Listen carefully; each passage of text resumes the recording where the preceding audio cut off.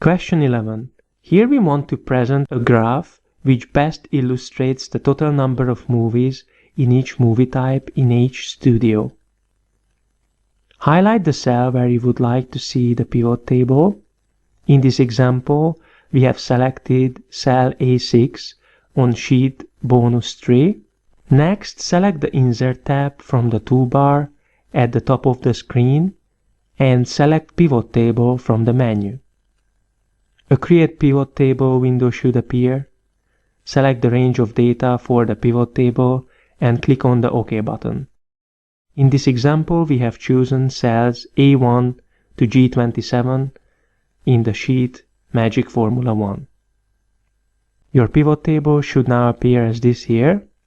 Next, choose the fields to add to the report. In this example, we have selected the checkboxes next to the title, movie type, and studio fields.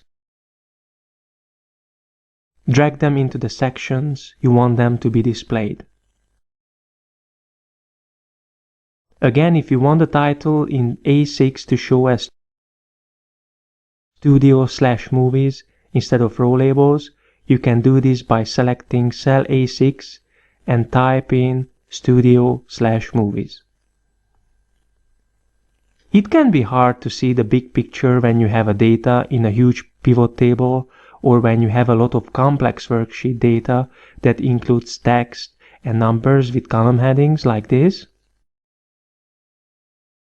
A pivot chart can help you make sense of this data, while a pivot chart shows data series, categories, and chart axes the same way a standard chart does.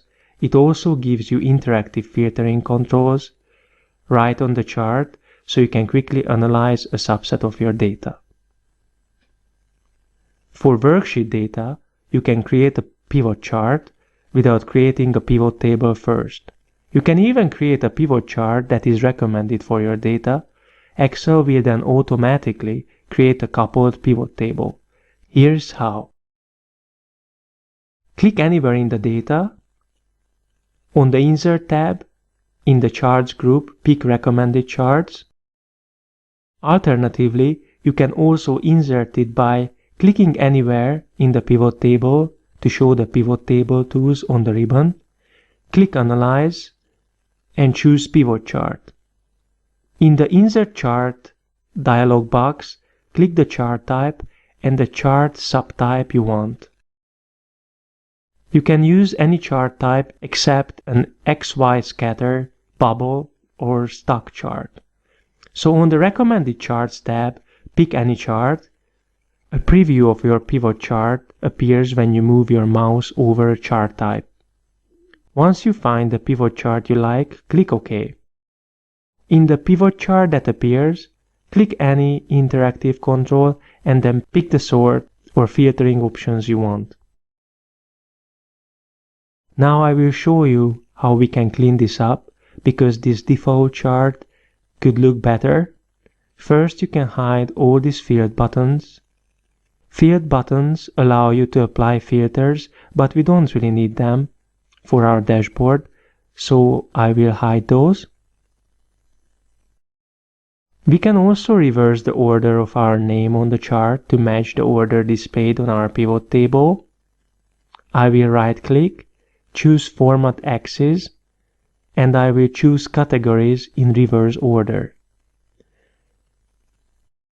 That is going to reverse order in the categories here, so they match what on our pivot table.